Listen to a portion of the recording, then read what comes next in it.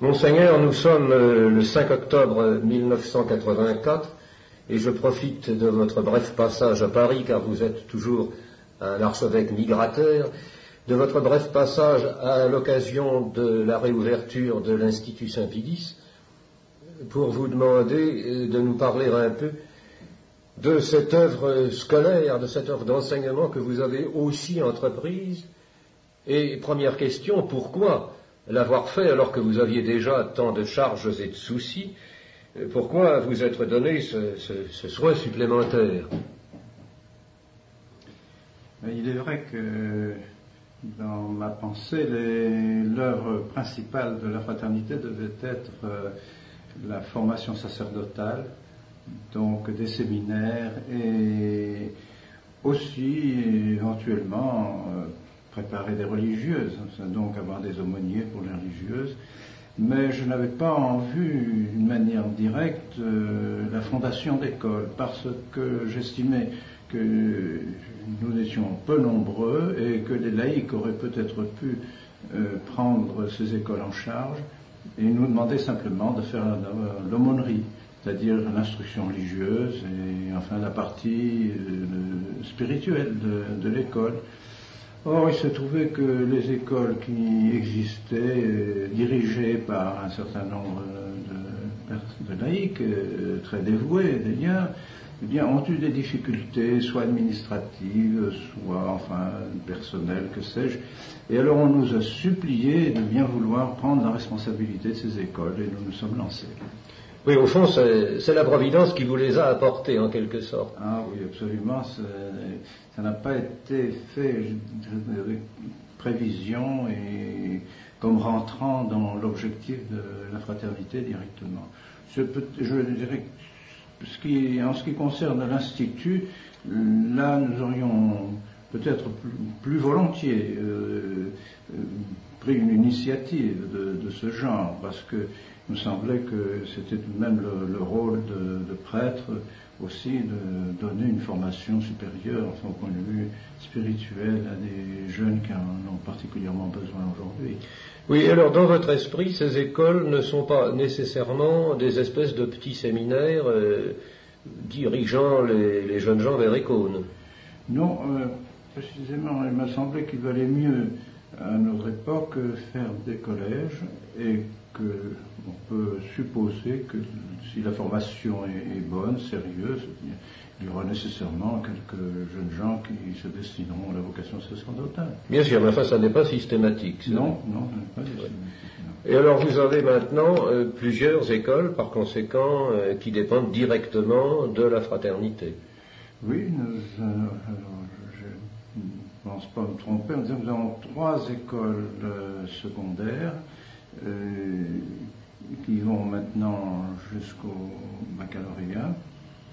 L'école de Saint-Michel de Châteauroux, l'école de l'Étoile du Matin près de Beach et l'école de Montréal près de Carcassonne. Carcassonne, voilà. C'est ça. Et nous avons ici un cours alors à Paris, le cours Saint-Bernard, mais qui, je pense qu'il ne dépasse pas encore la 3e ou la 4e, je ne sais pas exactement. C'est cela, et de plus en plus, on voit que les élèves affluent, car en particulier à l'école Saint-Michel près de Châteauroux, ils ont été obligés de refuser, je crois, une 50aine de jeunes gens cette année. Malheureusement, oui, ils sont 160 et je pense que c'est un grand maximum. Oui, c'est déjà... Vous connaissez la maison, oui, pour cause. Bien sûr, oui. Oui. Et évidemment, tout le monde vient parce que d'une part, les résultats sont bons aux examens, et puis parce que l'enseignement est tout de même d'un autre genre. Ah oui, c'est certain qu'en comparaison de ce qui se fait aujourd'hui, même dans les écoles catholiques, dans les écoles publiques, il n'y a aucun doute que ces jeunes reçoivent une formation exceptionnelle pour notre époque, et exceptionnellement bonne au point de vue chrétien et catholique. Oui, car il y a évidemment ce problème, vous parlez des autres écoles catholiques, elles posent évidemment un problème. Il y a eu ces grandes manifestations pour leur défense, qui n'étaient peut-être pas toutes d'une pureté d'intention totale, mais il est certain que dans ces écoles catholiques, il y en a à distinguer, car dans certaines, évidemment, on se demande dans quelle mesure elles sont encore véritablement catholiques. À force de faire de l'œcuménisme, n'est-ce pas, et de penser que parce qu'ils ont quelques petits musulmans, quelques enfants juifs, quelques enfants d'autres religions, alors il ne faut plus faire apparaître le caractère catholique de l'école. Alors, on se met dans une situation absolument invraisemblable de faire disparaître en définitive le caractère catholique de l'école pour ne pas blesser ou pour ne pas gêner quelques élèves qui sont là, qui ne sont pas de la même religion. C'est insensé. Or, du temps que précisément vous étiez missionnaire et qu'il y avait de nombreuses écoles en Afrique, je suppose qu'on y admettait bien des enfants autochtones et le problème ne se posait pas. Oui, on admettait en effet des enfants qui n'étaient pas catholiques, on avait même une bonne partie de musulmans, mais ces musulmans apprenaient le catéchisme comme les autres. Bien sûr qu'on ne pouvait pas leur donner le baptême, les parents n'auraient pas accepté. Mais enfin, ils acceptaient très bien qu'ils apprennent les mêmes principes religieux que leurs petits camarades. Oui, tandis qu'actuellement, le catéchisme est devenu quelque chose d'assez extravagant. Mark Dem vient de l'analyser. Je ne sais si vous avez lu son livre. C'est absolument effarant. Ah, incroyable que des évêques osent mettre dans les mains des enfants des catéchismes semblables. C'est vraiment incompréhensible de la part de gens intelligents et de gens qui, enfin, devraient avoir la foi. C'est inadmissible. Il y a un problème très étrange, en effet. Qu'est-ce qui peut circuler dans les têtes de ces seigneurs pour lancer de pareilles choses, qui sont tellement une contradiction avec tout le passé de l'Église? Alors, je pense que nous arrivons au dernier fruit du libéralisme qui a sévi depuis 2 siècles, n'est-ce pas, et qui tout doucement a transformé les esprits. Mais aujourd'hui, être catholique, franchement, ça semble faire du prosélytisme et par conséquent presque du sectarisme.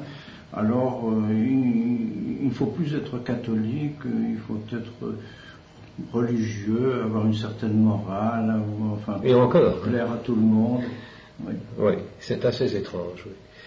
Alors, pour revenir sur ce problème de l'Institut que vous évoquiez tout à l'heure, ça c'est une création tout à fait ex nihilo de votre part.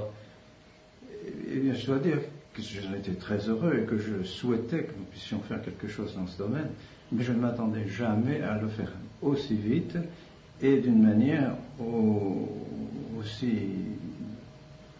parfaite. Disons, ça ne dépend pas de moi. Un jour, j'ai venu venir ici, dans cette salle où je me trouve maintenant. À Suresnes, oui. Oui, un groupe de professeurs qui m'ont dit, voilà, monseigneur, nous voulons vous voir, nous voulons absolument vous voir parce que nous quittons les emplois que nous avons actuellement et nous voudrions absolument nous mettre sous votre autorité pour faire communiquer la science que nous avons à des jeunes, mais des jeunes alors qui sont des convaincus et en même temps aussi aidés par des prêtres qui sont traditionnels et qui veulent maintenir la tradition. Alors, est-ce que vous nous accepteriez? Nous sommes 8 ou 10, et est-ce que vous nous accepteriez ou bien est-ce que vous estimez que ce n'est pas possible pour la fraternité? Car il faut vous dire que si vous ne pouvez pas nous accepter cette année, nous ne pourrons plus le faire parce qu'il est bien clair que pour nous ne pouvons pas rester sans situation et donc que nous allons prendre des cours pour remplir enfin notre tâche, n'est-ce pas, de professeur. Et donc, il ne faut pas compter sur nous l'année prochaine. C'est maintenant ou peut-être jamais, ou avec d'autres. Ah oui. C'est bien, je me suis trouvé est obligé de faire une option, mais en l'espace d'une demi-heure. Ah bon, j'en étais vraiment stupéfait moi-même. Il a bien fallu que je leur ai dit que j'ai souhaité vivement pouvoir réaliser cela, comme nous allons bien réfléchir, mais que à l'avance je donnais mon accord et que c'est une chose tellement inattendue pour moi et une chose tellement extraordinaire d'avoir des professeurs qui ont les mêmes idées que nous et qui ont les mêmes convictions et qui veulent absolument former des têtes bien faites à la manière dont l'Église l'a toujours fait. Puis ça, c'était une aubaine que je n'aurais peut-être jamais plus. Alors, la même année sortait d'école l'abbé Laurence, qui, ma foi, me semblait une tête bien faite aussi. capable de pouvoir mener à bien la tâche. Alors, c'était vraiment providentiel, extraordinaire. Oui, car ces professeurs dont vous parlez étaient naturellement des professeurs de faculté, des gens de haute qualité. Parfaitement. Quelques-uns étaient à la Sorbonne, aussi, qui enseignaient à la Sorbonne. Oui. C'est d'ailleurs ce qui a facilité maintenant aussi les relations avec la Sorbonne, oui. de sorte que les élèves de l'Institut peuvent passer des examens en Sorbonne, ce qui est évidemment très appréciable. Bien sûr. Et alors maintenant, l'abbé Laurence s'en est allé de là pour Écône, c'est l'abbé Simoulin qui a pris la suite, c'est peut-être tout à fait un autre genre d'homme, mais je crois que ça se passe très bien aussi. Oui, pour autant que je le sache, enfin j'ai l'impression que la passation des services n'a pas provoqué de réaction difficile ou mis en danger l'heure, pas du tout. Je pense qu'il y a une très bonne entente et que le bon esprit continue. Et que, au moins les professeurs ont eu l'occasion de me dire déjà qu'ils étaient très satisfaits, que pour eux, bien même dans leur vie de professeur, ils avaient rarement eu la joie de communiquer leur science à des jeunes gens aussi bien disposés, aussi désireux de bien se former, que c'était pour eux très agréable de travailler dans cet institut. Oui, au fond, vous recréez là un noyau, car c'est maintenant le problème. On peut dire que vous êtes celui qui a arrêté la disparition presque de l'Église au bord du gouffre. Au dernier moment, vous avez arrêté avec presque tout seul. Et puis maintenant, peu à peu, vous reconstituez des oasis, en quelque sorte, dans le désert religieux du moment. Oui, c'est une situation absolument inattendue, parce que j'avais pensé au cours de ma vie qu'une chose pareille était possible, qu'on pouvait se trouver dans un monde qui ne recherche plus la tradition, et même qui la rejette, même le monde catholique. C'est une chose absolument inouïe, alors que l'Église est une tradition, et que rejeter la tradition, c'est pratiquement rejeter l'Église, et d'ailleurs on le voit, c'est dans les faits, inscrit dans les faits. Alors, recueillant la tradition, on s'aperçoit que les fruits sont très bons, et que dès lors qu'on continue la tradition, on voit immédiatement les œuvres se multiplier, les vocations venir, et d'excellentes vocations. Les jeunes sont aussi bons maintenant qu'ils étaient il y a 50 ans. Il n'y a pas de raison, oui, bien sûr. Mais au fond, vous avez été vraiment agi, comme on le dit, vous avez été mis dans une espèce d'obligation, c'est pas du tout quelque chose que vous aviez préparé. Vous vous êtes trouvé l'homme de la situation, l'homme de l'indispensable. Évidemment, ma formation au séminaire français de Rome, dont je garde un meilleur souvenir, surtout du père Le Floch et des professeurs qui m'ont formé, la tradition attachée au pape, aux encycliques, aux conciles, tel que nous l'a enseigné il y a 50 ans, eh bien, m'avait fait découvrir la nécessité absolue de garder la tradition. Alors j'ai toujours été très soucieux de garder cette tradition à travers mes périples en Afrique et partout, même comme délégué apostolique, tout ce que j'ai pu faire comme supérieur général des Pères du Saint-Esprit. J'ai toujours essayé de convaincre mes confrères et de convaincre les prêtres qui m'entouraient de maintenir la tradition, que c'était la seule manière de maintenir l'Église, de maintenir la foi, de développer nos œuvres. Et j'ai bien senti qu'il y avait des oppositions constantes, de plus en plus nombreuses. Et quand on est arrivé au Concile, on s'est trouvé devant évidemment un assaut tel que pratiquement les conservateurs ont dû fermer la bouche et se taire pratiquement, et on va constater que la tradition, c'était une chose qui était révolue, qu'on voulait absolument s'adapter au monde, s'adapter à l'homme moderne, de telle manière que on change vraiment toute l'Église. Alors j'étais déjà formé, si vous voulez, à cette réaction. Mais évidemment, je ne m'attendais pas du tout à faire de cette fraternité. Ça, je ne l'ai pas du tout voulu. C'est venu par des circonstances particulières lorsque des séminaristes m'ont demandé de m'occuper d'eux parce qu'il n'y avait plus de séminaire vraiment traditionnel. Et alors comme ça, j'ai été pris dans un engrenage. Et comme Monseigneur Charrier à Fribourg m'a beaucoup encouragé à faire ce travail, je me suis dit, c'est même là une indication de la Providence, et donc, bien que j'ai 65 ans déjà, il faut que je me lance. Et c'est ce que j'ai fait, mais j'avoue que je ne le regrette pas. Je m'en doute. Et alors, vous avez donc maintenant 3 ou 4 séminaires? 4, oui. Un en Suisse, naturellement, à Cône, un en Allemagne. Zeiskhofen, un troisième à Richfield, près de New York, aux États-Unis, et puis un en Argentine, à Buenos Aires.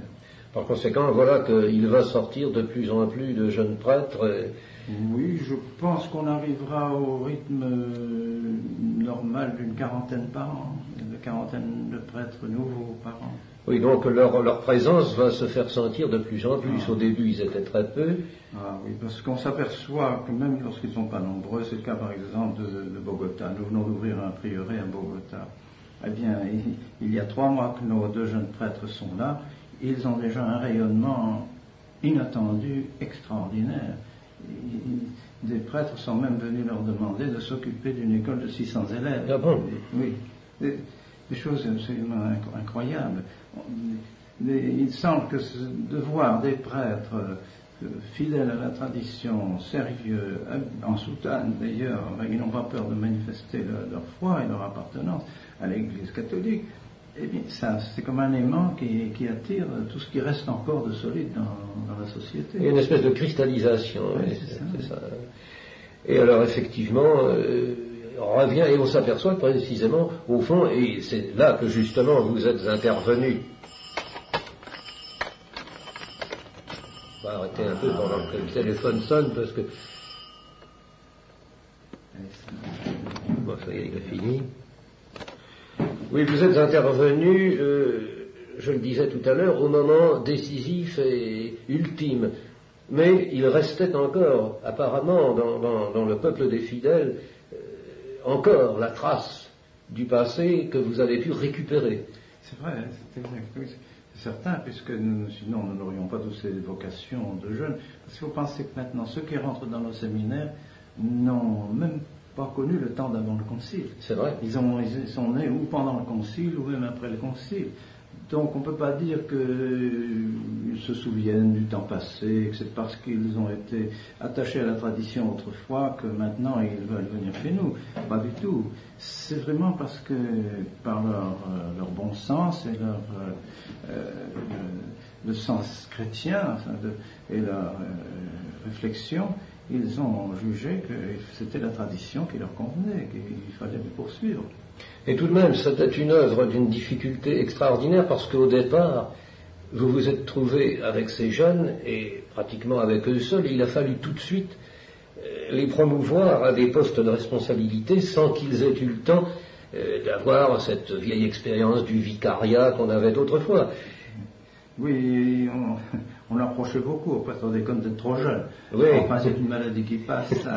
Et actuellement, il y en a tout de même qui ont déjà 10 ans de sacerdoce, Ça commence. qui ont une quarantaine d'années. Je pense que des prêtres d'une quarantaine d'années, on peut quand même confier des tâches importantes. Et c'est pourquoi je ne regrette pas du tout d'avoir confié la tâche de supérieur général à M. l'abbé Schmidberger, qui est tout à fait capable de la remplir. Mais c'est d'ailleurs tout de même prodigieux parce que, reprenons le cas des écoles, de jeunes garçons qui sortaient du séminaire, qui étaient donc tout de même encore de très jeunes garçons, comme l'abbé Laurençon ou l'abbé Jacques Laguéry, à qui vous avez confié tout de suite ces écoles et qui se sont apparemment très bien débrouillés dans une tâche très difficile. Oui, il faut connaître qu'on n'était pas préparé à ça, n'est-ce pas? Nous n'avons pas fait d'études pédagogiques spéciales comme les religieuses, par exemple, qui s'occupent de l'enseignement féminin. Eh bien, elles ont fait vraiment des études particulières. Ce sont des congrégations qui ont été fondées pour enseigner. Ce n'est pas notre cas, bien sûr, au moins pour faire de l'enseignement secondaire. Alors c'était certainement un pari. Grâce à Dieu, avec ces jeunes qui vraiment ont des qualités exceptionnelles, eh bien, on est arrivé quand même à réaliser ces écoles qui, je pense, donnent satisfaction aux parents. Et puis alors du côté de ceux qu'on appelle quelquefois les prêtres anciens, il y en avait tout de même, il y en a qui ont cédé pour des raisons diverses, mais il y en avait tout de même qui souhaitaient résister à l'aggiornamento. Et alors ceux-là, maintenant, retrouvent dans la fraternité, justement, une espèce de pôle. Oui, un soutien. Nous avons d'ailleurs dans nos prieurés un certain nombre de ces prêtres, déjà d'un certain âge, enfin, très âgés, qui nous aident et qui sont très heureux de travailler avec nous. Il y en a d'autres qui restent dans leur paroisse ou qui font des œuvres personnelles et avec lesquels nous avons de très bonnes relations. Évidemment, nous nous trouvons tous un peu comme dans une guerre et dans un combat qui est difficile où les chefs suprêmes ont disparu. Alors, bien sûr que nous essayons de défendre ce que nous pouvons. Alors, quelquefois, on a l'impression que tout ça est très dispersé, très peu organisé. C'est vrai, mais je pense qu'il vaut mieux que chacun travaille à la place où il se trouve que de vouloir trop organiser, trop coiffer, trop diriger. C'est pourquoi je n'ai jamais personnellement accepté d'être le chef des traditionalistes, comme le disent quelquefois certains journalistes. Oui, vous avez toujours refusé cette nomination, si j'ose dire. Oui. Et cependant, en outre de ce dont nous venons de parler, c'est-à-dire des séminaires, des écoles, et puis des prières, et dont nous n'avons pas dit grand-chose, nous y reviendrons, vous avez aussi provoqué la recréation de plusieurs ordres religieux, de plusieurs communautés. Aider, en tout cas faciliter cette reconstitution en donnant les ordinations sacerdotales, n'est-ce pas? Par exemple, chez Don Augustin, j'ai déjà ordonné 25 jeunes gens. Ah oui, en effet. 25 prêtres chez Don Augustin. Il y a maintenant 4 prêtres chez les jeunes dominicains d'Angers que j'ai ordonnés. Il y a 10 prêtres chez Don Gérard et un chez Don Eugène et chez l'abbé de Carreux. Chez l'abbé de Carreux.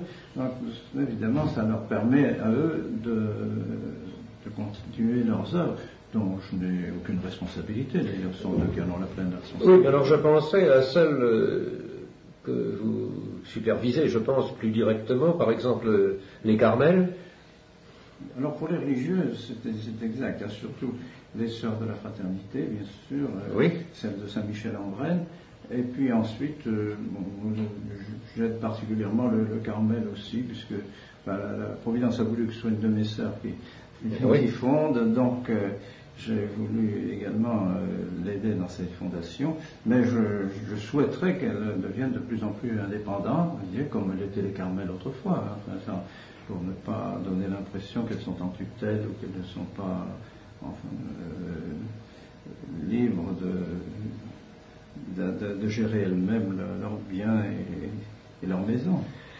Et alors avec tout cela, vous avez une existence extrêmement vagabonde, si j'ose dire. Vous êtes toujours sur le pont ou dans l'avion. On ne sait jamais où vous êtes. C'est vrai que je voyage beaucoup. Et grâce à Dieu, je peux encore le faire. Jusqu'à présent, le bon Dieu m'a encore donné la santé de le faire. Je ne sais pas combien de temps ça durera, évidemment, parce que je prends d'âge, puisque je vais entrer le 29 novembre prochain. Je vais commencer ma 80e année. Ah oui, déjà. Donc, oui, ça veut dire que je ne suis plus jeune. Et vous le semblez encore. Mais certain. Je pense que c'était indispensable. C'est là qu'on voit justement que l'avion est un instrument très précieux. Évidemment. Parce que évidemment, je ne pourrais pas me rendre en bateau dans tous ces endroits. Vous perdriez un temps épouvantable, gâché. Et vous n'êtes pas trop fatigué par les changements de climat, de nourriture, d'heure? C'est peut-être le changement d'heure qui sont d'ouest en est ou d'est en ouest, enfin, qui sont les plus fatigants. Les changements de climat, de température, c'est moins. Oui, vous aviez l'habitude déjà, oui, bien sûr. Bien sûr. Car finalement, non seulement votre rôle n'a cessé de s'accroître, mais il s'est en quelque sorte universalisé. Oui, depuis que comme délégué apostolique, j'avais déjà voyagé pas mal à travers l'Afrique et l'Europe. Pas comme supérieur général des Pères du Saint-Esprit, j'ai eu encore une extension de charge par le fait que nous avons des pères missionnaires, missions d'esprit, ont des missions dans l'Amérique du Sud, l'Amérique du Nord, toute l'Afrique, et puis alors toutes les provinces européennes. Enfin, ça représentait bien sûr encore toute une série de voyages à accomplir. Et alors maintenant, mon Dieu a voulu que je fasse cette fraternité qui s'est étendue depuis l'Australie jusqu'à Buenos Aires, en passant par l'Afrique du Sud, et le Canada et toute l'Europe. Enfin, c'est une chose d'ailleurs que j'avoue ne pas comprendre. Moi-même, je me demande comment cette chose était possible qu'en 14 ans, on soit arrivé à... Oui, car là encore, tant pis pour le téléphone qui sonne à côté, ce sont les petits inconvénients de la vie moderne. Oui, là encore, on est venu vous trouver beaucoup plus que vous n'avez-vous voulu. Ah oui, c'est un principe que je répète souvent à mes jeunes prêtres. Moi, je suis la Providence, je ne la précède pas. Je ne veux pas précéder la Providence. J'attends que la Providence montre les objectifs à atteindre, les choses à faire. Alors ce sont des appels qui nous viennent, soit des fidèles, soit de jeunes gens qui désirent être ordonnés, soit de jeunes personnes qui veulent être religieuses. Alors je ne veux pas moi-même faire ces choses simplement parce que je désire les faire. Oui, d'ailleurs, il semble que vous n'ayez pas à vous tracasser, si j'ose dire, car la Providence ne manque pas de se soucier de vous et penser à vous. Il est certain que les appels ne manquent pas. Il faut reconnaître que partout, les fidèles demandent des prêtres, demandent des religieux, des religieuses demandent des écoles. Et les fidèles se montrent d'une générosité qui est stupéfiante, enfin qui est vraiment incroyable. C'est là que, quand on entend parler les évêques de France de leur misère financière, bien s'ils faisaient comme nous, ils n'en auraient pas. Oui, car évidemment, il y a ce problème financier, bien entendu, pour reconstruire ou restaurer les édifices, pour entretenir toutes ces œuvres, mais effectivement, il semble que pour vous, ça ne pose pas de problème angoissant. Enfin, de manière générale, les dons des fidèles suffisent pour nous permettre de développer notre œuvre, mais il faut reconnaître que c'est vraiment remarquable. Et ce ne sont pas quelques personnes qui nous aident, vous voyez, très, très fortunées. C'est tout un peuple qui vraiment vient à notre secours de manière régulière par des dons modestes, mais étant donné qu'ils sont nombreux, ça finit par faire des sommes qui nous permettent de réaliser des œuvres. Oui, en même temps, c'est plus sûr que de grosses choses qui pourraient s'interrompre. Ah oui, ça montre la confiance que les gens ont aussi dans l'encouragement. Et c'est leur manière de participer, en somme. Ils ne peuvent pas tous être missionnaires, mais ils peuvent tous faire un petit effort matériel, bien entendu, qui est indispensable, car vous avez dû acquérir, vous êtes devenu un grand propriétaire immobilier. Vous savez ce qu'on a dit sur un journal américain? Non. Que je possédais 200 sociétés suisses. Oh mon Dieu. Je n'en possède aucune, alors je n'ai pas de peine à les gérer. Et j'allais dire c'est mieux que la Banque du Vatican, parce que je crois qu'elle a des problèmes assez aigus à la suite de quelques histoires, mais n'insistons pas. Et alors, avec ce Vatican, vos rapports sont toujours suspendus, si je puis dire? Je crois que ça vient de ce libéralisme qui s'est installé à Rome et qui n'a plus les mêmes objectifs et les mêmes principes que les principes de la tradition. Alors, gardant les principes de la tradition, il est évident qu'il y a une difficulté considérable à pouvoir nous entendre. Au fond, le problème était autrefois inverse, c'était les papes qui condamnaient le libéralisme, et maintenant ce sont le libéralisme de Rome qui condamne les conservateurs. Et oui, bien sûr, il y a une espèce de retournement. Absolument. Et évidemment, les laïcs ont vu tout d'un coup cette espèce en effet, de choses à l'envers qui s'est produite, mais probablement, comme vous le disiez, le verre était dans le fruit depuis déjà un certain temps. Ça se préparait. C'est comme ça qu'on est arrivé où nous en sommes, qui est tout de même une situation bien extraordinaire, même objectivement, se mettrait-on en dehors, regarderait-on cela du point de vue de Sirius, si je puis dire, comment peut-on avoir détruit quelque chose qui était si parfait, qui avait été mis au point d'une manière si extraordinaire? Ah oui, on ne dira jamais, c'est le tort qu'ont fait ces textes de la liberté religieuse et de l'œcuménisme qui ont vraiment mis l'Église sur le droit commun, n'est-ce pas? Or, le droit commun est à double sens. Le pape demande le droit commun, mais nous sommes persécutés au nom du droit commun. Parce que, oui, justement, comme nous n'arrivons pas, l'Église n'arrive pas à rentrer dans le droit commun, étant donné qu'elle n'est pas comme les autres. Bien sûr, sinon elle n'a plus de sens. Si on veut la mettre au droit commun, il faut la persécuter, lui couper la tête et la réduire au niveau des autres.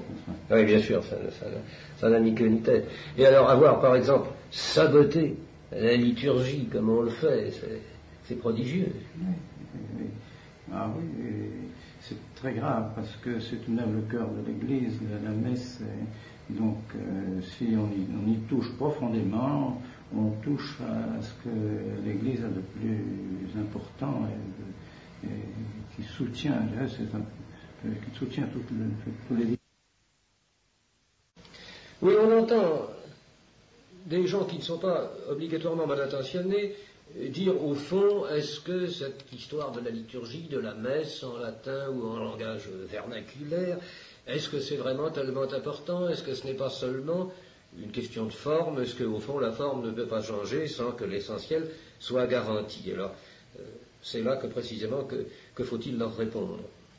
Je pense qu'on a touché vraiment à ce qu'il y a d'essentiel dans la messe, c'est-à-dire la notion du sacrifice, qui est la chose essentielle, et le sacrifice de la croix.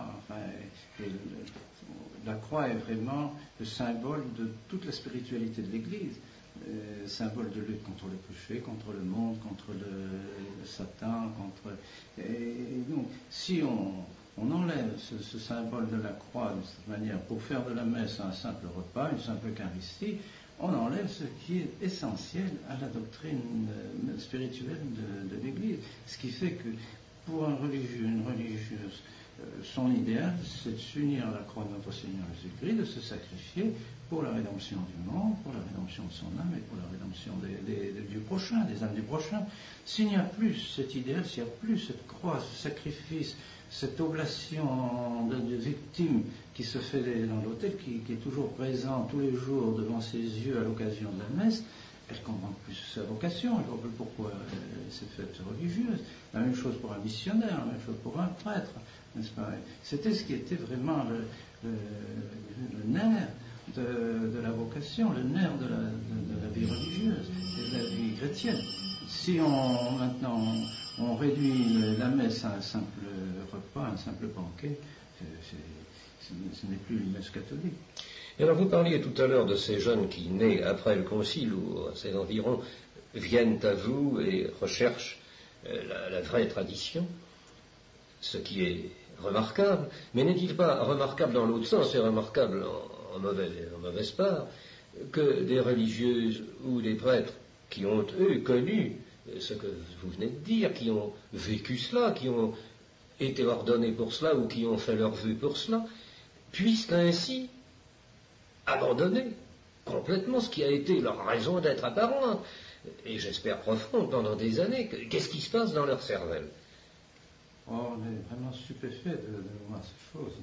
Il faut noter quand même qu'il y a un certain nombre de prêtres, je crois, qui souffrent beaucoup de la situation et qui voudraient maintenir le plus possible la tradition, même un certain nombre qui ne se sont pas laissés entraîner complètement dans ces réformes et ce changement de spiritualité, changement presque de théologie. Mais on est même stupéfait et surpris. Donc, pour ma part, j'avoue que nous réfléchissons souvent ensemble, les prêtres responsables de nos séminaires, pour voir ce qui a dû manquer dans la formation des prêtres avant le concile, pour qu'on en soit arrivé à ce que des dizaines de milliers de prêtres abandonnent leur sacerdoce, pour que, enfin, tant et tant de prêtres et facilement changer de messe et de sacrement et de manière de vivre. Il y a tout de même là quelque chose qui a manqué dans leur formation, et je pense qu'il y a eu une formation trop spéculative. On n'a pas assisté sur la formation spirituelle, sur la formation surnaturelle. Ils sont passés du collège ou de l'université tout de suite à la philosophie, à la théologie, à l'étude de l'écriture sainte, à l'étude du droit canon, tout ça d'une manière très spéculative, de telle sorte qu'ils n'ont pas été profondément transformés par la grâce du bon Dieu et par la réflexion spirituelle, de telle sorte que lorsque les difficultés sont venues, mais ils n'ont pas tenu. Oui, parce que d'une spéculation, on peut passer à une autre, au fond. C'est pas la même chose. Et Monseigneur de Cobourget lui avait même coutume de dire qu'ils avaient changé de religion, que c'était vraiment une autre religion que la religion catholique. Il est certain que cette orientation vers l'œcuménisme et l'œcuménisme certainement a influencé beaucoup, cette idée œcuménique a influencé beaucoup toutes les réformes d'après le Concile, est une idée qui est destructrice de la véritable religion, parce que l'Église a toujours affirmé qu'elle était la seule véritable religion et que c'était par elle qu'il fallait passer pour se sauver. Si maintenant on met toutes les religions sur le même pied, encore une fois, dans le droit commun, eh bien, c'est ruiner l'Église. C'est donc une autre religion, c'est plus la religion catholique. Et en particulier, ça supprime la révélation, car elle n'a plus de sens, si elle n'apporte pas la vérité. Évidemment. On se demande, oui, pourquoi la révélation. Oui. Alors, tout cela étant, comment voyez-vous l'avenir? Parce que vous avez entrepris une œuvre qui a pris des proportions maintenant très importantes, qui a suscité des espérances et des vocations. Il y a là du monde qui s'est remis dans le bon sens, mais qu'est-ce que tout ça va devenir? Parce que en face, il y a cette espèce d'église officielle dont on ne sait plus très bien ce qu'elle est, qui réserve, somme toute, ce qui lui reste d'énergie à combattre les traditionalistes, et d'autre part, qu'est-ce qui peut se passer? Et au fond, pour vous poser très directement, si vous voulez bien accepter d'y répondre, la question dont je n'ignore pas qu'elle est dans la tête de beaucoup, et en particulier, bien entendu, de ceux dont les enfants semblent manifester une vocation, qu'est-ce qui peut se passer par la suite? Nous vous souhaitons tous de rester très longtemps encore parmi nous, et votre courage et votre énergie nous permettent d'espérer qu'il en sera ainsi, mais enfin, un jour viendra nécessairement. Est-ce qu'il y a une chance tout de même pour que tout cela soit repris, soit préservé, soit sauvé, que vous n'ayez pas fait tout cela pour que finalement il n'y ait plus, vous partis, la possibilité de le poursuivre? Il faut reconnaître que c'est un grand mystère et que, à mon sens, l'Église souffre de sa passion maintenant et qu'on est peut-être à des temps apocalyptiques. Et donc, notre Seigneur avait prévu qu'il resterait peut-être un tout petit noyau de gens qui garderaient la foi lorsqu'il reviendrait sur la terre. Est-ce que vraiment on se prépare à ce temps-là? Est-ce que nous y sommes déjà ou que nous sommes proches, etc.? C'est possible. Mais j'avoue que, d'une part, gardant la tradition, je pense qu'en continuant ce qui a été fait pendant 20 siècles, on ne va pas se tromper, c'est pas possible. Donc je fais la volonté du bon Dieu, donc je continue ce que le bon Dieu veut. Le bon Dieu veut que l'Église continue telle qu'elle a été autrefois, avec toute sa richesse d'autrefois, aussi bien dans les congrégations religieuses, dans les séminaires, dans les sacerdoces. Donc je me fie au bon Dieu, j'avoue que humainement parlant, je ne vois pas très bien. Il faudrait ou que les autorités ecclésiastiques changent d'idée, ce qui me paraît bien difficile, étant donné qu'il est très difficile de convertir des libéraux. Ensuite, ou alors que leur personne change. Alors comment changer leur personne si la tête de l'Église est aussi orientée dans un sens à peu près semblable? Alors je vois, il faudrait vraiment que le bon Dieu agisse de telle sorte à Rome, de sorte que ce soit vraiment ceux qui sont attachés à la tradition qui reprennent les leviers de commande. Remarquez qu'il y a un précédent, quand le cardinal Mastai était élu, on ne pouvait pas savoir que Pie IX signerait le syllabus. Donc il peut y avoir encore... évidemment. Oui, c'est pour ça que le monde est puissant et il connaît mieux que nous la situation, alors il faut quand même se fier à lui. Il faut reconnaître que, humainement parlant, on ne voit pas beaucoup d'issues. Je pense que notre travail à tous traditionnalistes, c'est de continuer l'Église, maintenir ses valeurs qui sont absolument essentielles, aussi bien pour le salut des âmes que pour le salut des familles et de la société et de la civilisation chrétienne. Donc absolument indispensable de continuer ce travail, mais dire quand ça va, à quoi ça va aboutir, quand ces idées vont triompher et reprendre la place qui leur est due, je ne suis pas prophète. Oui, je me faisais d'ailleurs un petit peu l'avocat du diable, parce qu'il est bien certain que maintenant, je crois que dès à présent, ça a repris suffisamment de consistance, de force, de nombre, pour qu'on ne puisse plus l'ignorer. D'ailleurs, nous avons déjà un exemple spectaculaire, c'est Saint-Nicolas du Chardonnay, et finalement, c'est devenu une espèce d'institution, et personne ne le met plus en cause. Ah, c'est certain que ça a été une œuvre providentielle, on ne peut pas dire autre chose, parce que c'est un témoignage de la tradition pour le monde entier, des gens qui viennent d'Amérique, qui viennent d'Orient, qui viennent à Saint-Nicolas du Chardonnay pour y prier, et beaucoup y retrouvent la foi, même beaucoup y trouvent leur vocation. Beaucoup de jeunes de notre séminaire ont dit: je suis allé à Saint-Nicolas du Chardonnay, quand j'ai découvert ce qu'était la messe, quand j'ai découvert ce qu'était vraiment la religion catholique dans sa liturgie, eh bien j'étais complètement transformé. Et alors je crois qu'à cet égard, il y a un autre lieu qui est également extrêmement précieux, c'est le monastère du Barou. Ah, c'est certain que c'est là aussi un témoignage très, très heureux. Et actuellement, ils ont un très grand rayonnement, c'est vrai. Et j'espère que Don Gérard va pouvoir achever son œuvre, mais je pense qu'elle est en bonne voie. Et il y a d'ailleurs bientôt autant de moines que le monastère va pouvoir en contenir. Et oui, ils songent déjà à essaimer, oui. C'est extraordinaire. D'ailleurs, tous ces monastères dont nous parlions sont tous remplis. J'ai reçu hier une lettre de la mère supérieure des bénédictines d'Uzès.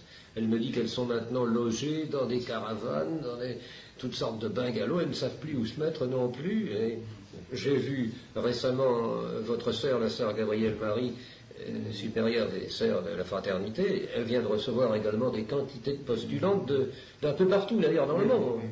Il y a vraiment un mouvement qui est reparti. Et tout cela, il faut bien dire que si vous avez déjà lu mon album sur les monastères, vous avez vu que je commence par le dire. Une trop louangeuse. Non, je pense que c'est la simple vérité et que c'est l'évidence. D'ailleurs, si d'un certain côté on a tant d'acrimonie contre vous, c'est bien parce qu'on sent la puissance de ce que vous représentez, non pas tellement, si vous voulez, par votre personne, mais parce que vous incarnez quelque chose de considérable. Une chose incroyable, parce que quand je pense à tous les évêques qui ont été formés sur le même banc que moi, la Grégorienne, et qui sont maintenant, bien sûr, la plupart ou décédés ou qui sont retirés. Et Monseigneur Ancel, par exemple, qui vient de mourir. Bien, quand je me souviens de Monseigneur Ancel au séminaire, il représentait pour nous tout ce que la tradition peut incarner de meilleur, de plus intelligent. Il a passé son doctorat public devant le pape Pie XII, devant le pape Pie XI, entouré de tous de nombreux cardinaux. Enfin, une intelligence supérieure à celle de Monseigneur Ancel. Comment Monseigneur Ancel a-t-il pu ensuite en arriver à devenir l'évêque ouvrier, l'évêque qui réparait sa tâche de porter de bagages de bicyclette. C'est effarant. C'est effarant. Et alors oui, il y a une espèce de phénomène d'apostasie, parce que, par exemple, le cardinal Marty avait passé sa thèse de doctorat de théologie. Il avait fait une thèse sur le modernisme. Et je suppose qu'elle n'y était pas du tout favorable, puisque maintenant, quand on essaye d'en avoir connaissance, au seul endroit où elle soit déposée, c'est-à-dire à la faculté catholique de Toulouse, on vous en refuse absolument communication. C'est assez étrange. J'ai essayé, on m'a dit non, la thèse c'est une œuvre privée, on ne peut la communiquer qu'avec l'autorisation de l'auteur. C'est très bizarre. Il y a vraiment eu une œuvre satanique qui s'est opérée à l'occasion de ce concile. C'est le choix d'un concile pastoral pour ce que le pape Jean XXIII a appelé l'aggiornamento, c'est-à-dire la mise à jour de l'Église. Mise à jour pour qui, pourquoi, de quelle façon, aligné sur quoi, eh bien, on s'en doutait, évidemment. C'est pour s'aligner sur les thèses modernistes et libérales. Eh bien, ils ont réussi, avec ce concile, à faire, c'était comme un lavage de cerveau. Oui. Absolument, un lavage de cerveau pour les évêques. Alors, monseigneur, ça pose une question grave, parce que le concile, en principe, est supposé siéger avec la présence de l'Esprit Saint. Bien, si le concile avait été vraiment dogmatique, oui, certainement. Mais là, comme ce concile est un concile pastoral, je crois que le Saint-Esprit n'était pas obligé d'y être. Ah bon.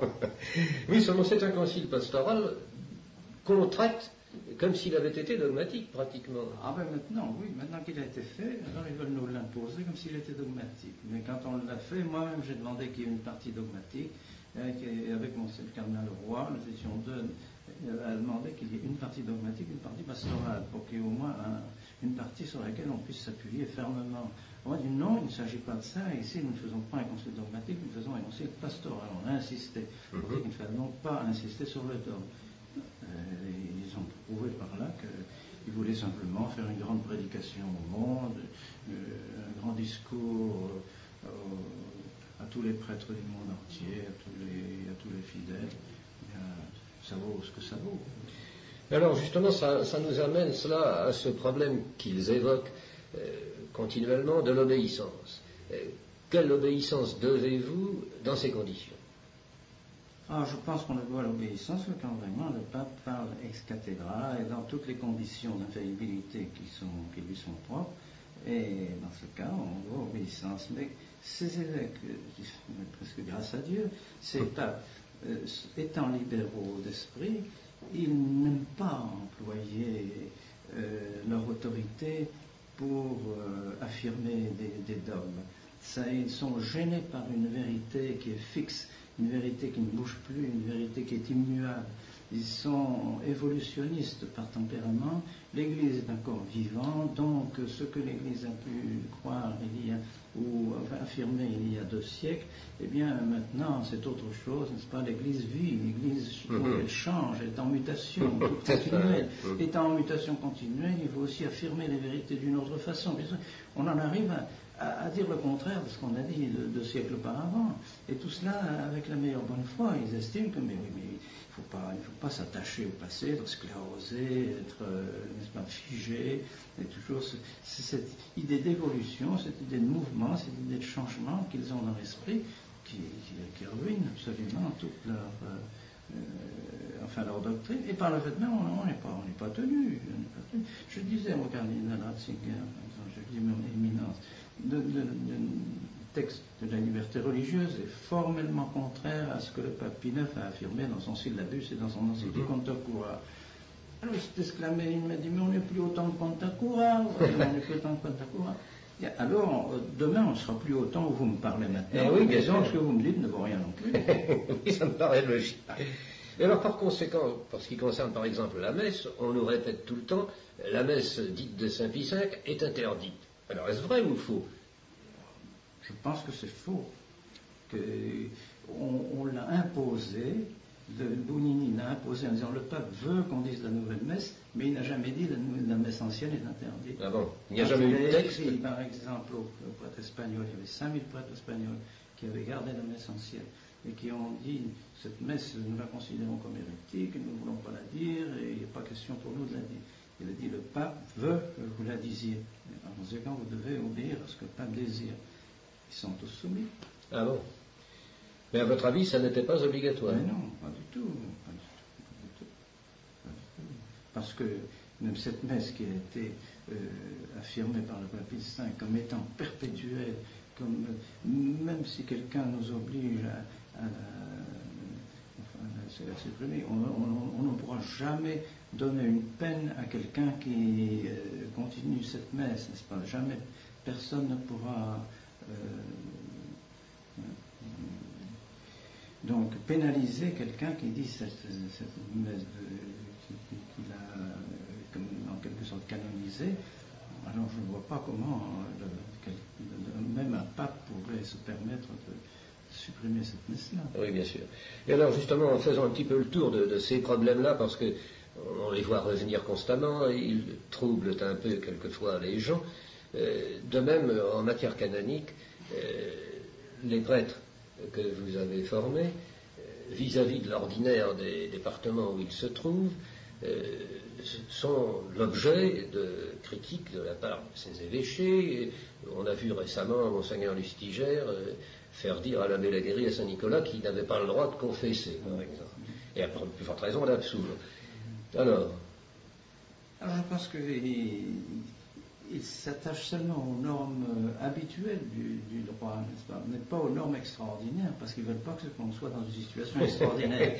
Mais nous estimons que nous sommes dans une situation extraordinaire que le droit a prévue. oui. Et donc on s'appuie sur ces conditions extraordinaires dans lesquelles on se trouve, que le droit prévoit lui-même, pour nous donner juridiction, pour nous permettre de faire le mariage, pour nous permettre de confesser, et absolument sans difficulté.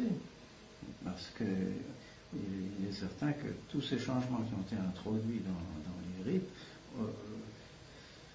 permettent tout de même de douter quelquefois de la validité de ces rites. Alors c'est tout de même ennuyeux pour les fidèles de se demander lorsqu'ils sortent d'une église s'ils ont vraiment communié, ou bien s'ils ont vraiment reçu l'absolution, ou si les enfants ont vraiment été confirmés. C'est tout de même très désagréable. Parce que avec les traductions, avec les changements qu'introduisent les prêtres dans les rites, on ne sait plus ce qui est valide ou pas valide. Il y a vraiment certains prêtres qui font maintenant des choses rigoureusement personnelles, qui n'ont plus aucun rapport même avec la nouvelle messe. Oui, absolument. Comme l'a dit, c'est essentiel à la réforme. Monseigneur Bonini, qui était l'auteur, l'instrument de la réforme, avait bien dit ce que nous faisons maintenant, c'est une étape. Il est évident que dans quelques années, il faudra encore adapter, il faudra encore évoluer. C'est ça, jusqu'à ce qu'il n'y ait plus rien du tout, probablement. Ouais. Alors c'est la même chose, la même raison pour laquelle vous faites des confirmations également un peu partout. Et oui, ce n'est pas moi qui dis aux fidèles, n'est-ce pas, de n'apporter les enfants de la confirmation. Ce sont eux qui me demandent de donner la confirmation à leurs enfants parce qu'ils ont peur que la confirmation qui est donnée par un prêtre, car maintenant ce ne sont plus les évêques même pas, de confirmation, et avec les traductions qui sont faites, avec l'huile qui est peut-être une huile végétale quelconque, et tout ça met des doutes sur la validité des sacrements, et ils veulent que leurs enfants reçoivent vraiment la grâce du sacrement. On le comprend bien. Alors moi je ne peux pas leur refuser, je sais que je ne peux pas leur refuser s'ils le demandent légitimement. C'est mon devoir même de leur donner. Et du coup, on est stupéfait de la masse de choses que vous arrivez à faire, même ayant abdiqué, si je puis dire, la direction de la fraternité. Je suppose que vous y avez un œil encore tout de même. Et puis, toutes les choses que vous faites, tous ces voyages, tous ces contacts, et la gentillesse que vous avez de répondre aux questions insidieuses, tout cela est stupéfiant de votre part. Vous dormez quelquefois quand même? Oui, je me repose très bien. Et je ne suis pas anxieux comme le sont peut-être beaucoup de prêtres qui ne maintiennent plus la tradition. Je crois qu'il n'y a rien de tel que de s'appuyer sur tous ces 20 siècles de foi et de tradition pour être tout à fait tranquille et n'avoir aucun souci de continuer, quoi qu'il arrive. Quoi qu'on puisse nous dire. Oui, on sent d'ailleurs en vous une espèce de force sereine. Vous n'êtes pas du tout quelqu'un d'agressif. Vous êtes dans une tranquillité, une certitude, et qu'on sent instantanément à votre approche. C'est bien aimable, mais j'avoue que je n'ai jamais été angoissé. Je ne me suis jamais demandé si je me trompais ou je ne me trompais pas, parce que sinon, je sais toute ma vie antécédente qui est vaine. Voilà. Je l'ai vécu sans raison, tout ce que j'ai fait n'avait pas de sens. Je ne peux pas imaginer que ce que j'ai fait pendant 30 ans de vie sacerdotale ou 35 ans de vie sacerdotale étaient vraiment contraires à la pensée et au désir de l'Église.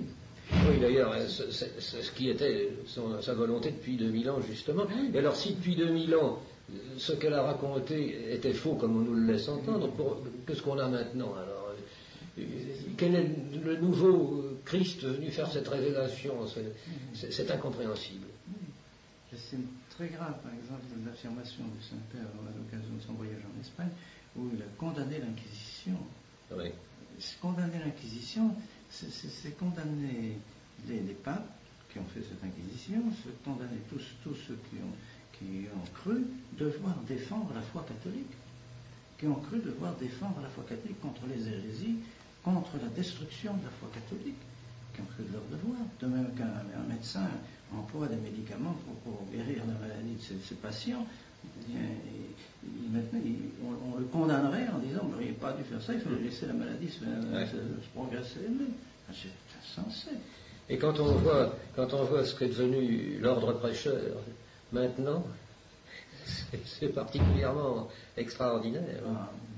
J'espère bien que nos jeunes dominicains d'Angers vont pouvoir se multiplier aussi, et ils auront, je suis persuadé, une très grande influence aussi. Ils auront un très grand rayonnement. Vous avez vu qu'ils ont été bien traités dans le Figaro Magazine. Il y a eu 6 pages de très belles photos sur. Il y a une quinzaine de jours. Il y a eu un reportage magnifique. Un reportage magnifique qui certainement a dû faire connaître, parce que maintenant le problème, c'est de faire connaître. Je suis absolument certain qu'il y a encore des milliers et des milliers de gens qui savent à peine que vous existez. On croit que tout le monde sait tout, mais c'est pas vrai, et qui aspirent à vous rencontrer, à rencontrer l'Église à travers vous, mais qui ne savent pas au juste, ou qui ont entendu des choses malséantes. Mais il faut arriver à faire connaître encore davantage tout cela. C'est certain que grâce à votre travail, justement, à vos œuvres, et puis à ce que vous faites dans les articles que vous faites également dans Monde et Vie, et puis tous vos écrits, et à ceux qui, comme vous, s'efforcent de diffuser la vérité et les bonnes nouvelles, tout cela nous aide et nous encourage. Je vous en remercie vivement. Mais mon Seigneur, c'est le moindre des devoirs. Et là encore, moi non plus, je ne le fais pas par décision. Là aussi, je suis poussé. Ça me paraît tellement nécessaire, tellement. Quand je vais au Barou, j'en sors tellement transformé que j'éprouve le besoin de dire aux gens, mais vous savez, il y a ça. Ça existe. Et je pense que c'est accueilli. Mais il faudrait pouvoir le faire savoir encore davantage, amener les gens. Et c'est pour ça que tous les points que vous créez cristallisent justement, rassemblent. Bientôt paraîtra, d'ici un mois ou deux, paraîtra la lettre aux catholiques perplexes. Ah oui, que vous avez fait? Oui. Ah bon? Oui, qui va être, donc, je pense que ça aidera aussi un certain nombre de personnes à réfléchir un peu à la situation, à retrouver le bon chemin. Oui, car il faut bien dire qu'il y a toute une campagne qui est menée pour essayer de dénigrer votre œuvre, celle de la tradition, n'est-ce pas, sous des formes plus ou moins élégantes. Ah oui, à l'occasion des premières messes qui sont dites dans les diocèses, il arrive souvent que dans les journaux, les évêques font paraître des articles contre cette jeunesse, contre la formation qu'ils ont reçue. Je pense que actuellement, beaucoup de personnes n'écoutent plus ces diatribes qui sont faites par les évêques, parce que vraiment, ils ont tellement déçu leurs fidèles qu'on n'a plus beaucoup de confiance en eux. Et puis alors, il y a tout de même une chose qu'on se dit, mais où est leur charité?